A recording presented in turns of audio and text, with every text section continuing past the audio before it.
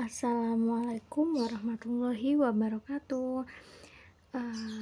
Ketemu lagi dengan saya Ariyanti Fadilatul Ilmi. Nah, kali ini kita akan membahas tentang sejarah Khulafaur Rasyidin. Nah, pengertian Khulafaur Rasyidin ini berasal dari kata bahasa Arab yang terdiri dari kata khulafa dan rasyidin. Khulafaur Rasyidin mempunyai arti pemimpin yang bijaksana sesudah Nabi Muhammad wafat. Nah, pada perkembangan Islam pada zaman Nabi Muhammad SAW dan para sahabat adalah merupakan para pejuang agama Islam pada zaman keemasan. Hal itu bisa terlihat bagaimana kemurnian Islam itu sendiri dengan adanya pelaku dan faktor utamanya yaitu Rasulullah SAW. Kemudian pada zaman selanjutnya yaitu zaman para sahabat, terkhusus pada zaman Khalifah 4 atau yang lebih terkenal dengan sebutan Khulafaur Rasyidin ini. Nah, kata khulafa menunjukkan banyak khalifah yang mempunyai arti pemimpin dalam arti orang yang menggantikan kedudukan Rasulullah sesudah wafat untuk melindungi agama dan siasat atau politik keduniaan agar setiap orang menepati apa yang telah ditentukan oleh batas-batasnya dalam melaksanakan hukum-hukum syariat agama Islam.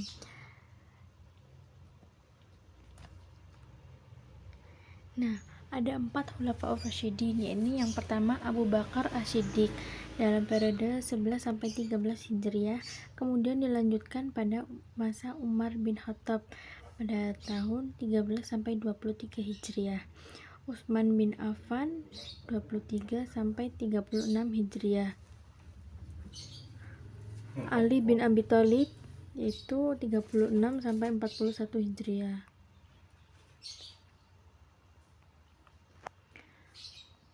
Proses pengangkatan masing-masing khalifah. Yang pertama Abu Bakar As-Siddiq.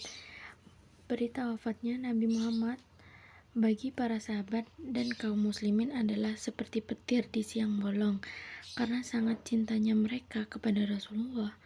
Umar bin Khattab yang dengan tegas membantah setiap orang yang membawa kabar wafatnya beliau. Nah, kemudian yang kedua yaitu Umar bin Khattab. Pada musim panas tahun 364 Masehi, Abu Bakar menderita sakit dan akhirnya wafat pada hari Senin dalam usia 63 tahun. Sebelum beliau wafat telah menunjuk Umar bin Khattab sebagai penggantinya sebagai khalifah. Kemudian khalifah yang selanjutnya adalah Utsman bin Affan. Seperti janji yang dikatakan Khalifah Umar dalam pidato inaugurasinya sebagai khalifah, dia telah menunjuk majelis khusus untuk pemilihan khalifah berikutnya. Majelis atau panitia pemilihan itu terdiri dari 6 sahabat dari berbagai kelompok sosial.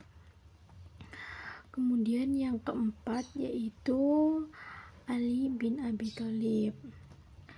Setelah meninggalnya Khalifah Utsman bin Affan, masyarakat muslim di Madinah menjadi bingung. Mereka seolah-olah kehilangan tokoh yang akan menggantikan kedudukan Utsman bin Affan. Pada saat itu ada 5 orang yang dicalonkan, namun 2 diantaranya telah menyatakan ketidaksediaannya, yaitu Sa'ad bin Abi Waqqas dan Ibnu Umar, sehingga calon yang diharapkan tinggal Ali, Tolha, dan Zuhair. Ali tampaknya yang paling kuat di antara calon yang ada.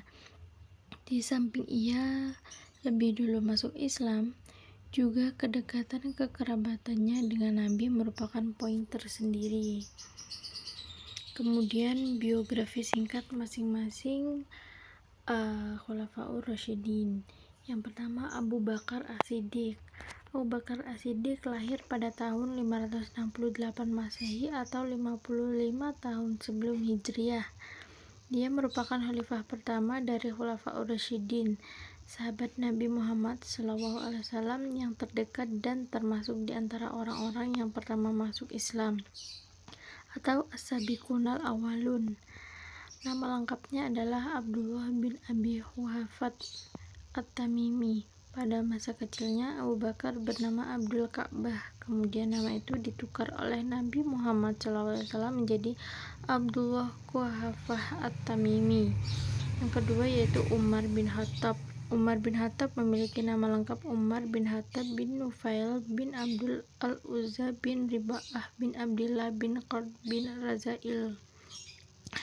Beliau adalah khalifah yang kedua menggantikan Abu Bakar As-Siddiq. Umar bin Khattab lahir di Mekah pada tahun 583 Masehi, 12 tahun lebih muda dari Rasulullah. Umar juga termasuk keluarga dari keturunan Bani suku Adi, suku yang sangat terpandang dan berkedudukan tinggi di kalangan orang-orang Quraisy sebelum Islam. Kemudian Khulafaur Rasyidin yang ketiga adalah Utsman bin Affan. Utsman bin Affan lahir pada tahun 576 Masehi di Thaif. Ia dilahirkan dan tumbuh dewasa di tengah lingkungan kaum Quraisy, suku yang paling terhormat di Makkah. Setelah itu dewasa, ia menikahi putri Rasulullah Sayyidah Ruqayyah. Dan ketika Ruqayyah meninggal karena sakit, Rasulullah menikahkan Utsman dengan Ummu Kulsum. Usia pernikahan Utsman dengan Ummu Kulsum pun tidak berlangsung lama, karena pada ke-9 Hijriah Allah memanggil Ummu Kulsum ke harapannya. Kemudian Khulafaur Rasyidin yang keempat adalah Ali bin Abi Thalib. Nama lengkapnya adalah Ali bin Abi Thalib bin Abdul Muthalib bin Hashim bin Abdi Manaf. Ia dilahirkan 32 tahun setelah kelahiran Rasulullah. Sejak usia kecil, Ali bin Abi Thalib diasuh oleh Nabi Muhammad. Dengan demikian, Ali bin Abi Thalib tumbuh menjadi anak yang baik dan cerdas di bawah asuhan Rasulullah. Beliau selalu memberikan kasih sayang yang besar kepadanya, sebagaimana yang ia berikan kepada anak-anaknya. Nah, kita lanjut pada perkembangan Islam pada masa masing-masing khalifah. Yang pertama, Abu Bakar As-Siddiq. Wafatnya Nabi mengakibatkan beberapa masalah bagi masyarakat muslim. Beberapa orang Arab yang lemah imannya justru menyatakan murtad, yaitu keluar dari Islam. Mereka melepaskan kesetiaan dengan menolak memberikan baiat kepada khalifah yang baru dan bahkan menentang agama Islam. Mereka menganggap bahwa beberapa perjanjian yang dibuat bersama Nabi dengan sendirinya dibatalkan disebabkan karena wafatnya Nabi, karena melakukan riddah yaitu gerakan pengingkaran terhadap Islam. Kemudian pada perkembangan Islam pada masa Khalifah Utsman bin Affan, setelah kaum muslimin bersepakat membaiat Utsman sebagai khalifah ketiga, ketika ditinggalkan oleh Umar bin Khattab,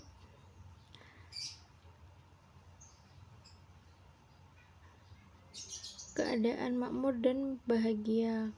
Kawasan dunia muslim pun telah bertambah luas, dan ketika Utsman menjabat sebagai khalifah, ia meneruskan sebagian besar garis politik Umar. Ia melakukan berbagai ekspedisi untuk mendapatkan wilayah-wilayah baru. Salah satu hal yang muncul akibat perluasan wilayah Islam adalah munculnya berbagai perbedaan qiraah Al-Quran. Itu karena setiap daerah memiliki dialek bahasa tersendiri dan setiap kelompok umat Islam mengikuti qiraah para sahabat terkemuka. Kemudian pada kekhalifahan Ali bin Abi Thalib. Meskipun banyak pergolakan pada masa Khalifah Ali, banyak hal yang dilakukan dalam usaha pengembangan Islam, baik dalam pengembangan sosial, politik, militer, dan ilmu pengetahuan. Situasi umat Islam pada masa Khalifah Ali sudah sangat jauh berbeda masa sebelumnya. Usaha-usaha Khalifah Ali dalam mengatasi pergolakan tersebut tetap dilakukannya meskipun mendapat tantangan yang luar biasa. Semua itu bertujuan agar masyarakat merasa aman, tentram, dan sejahtera. Itu tadi yang dapat saya sampaikan, kurang lebihnya mohon maaf. Terima kasih. Wassalamualaikum warahmatullahi wabarakatuh.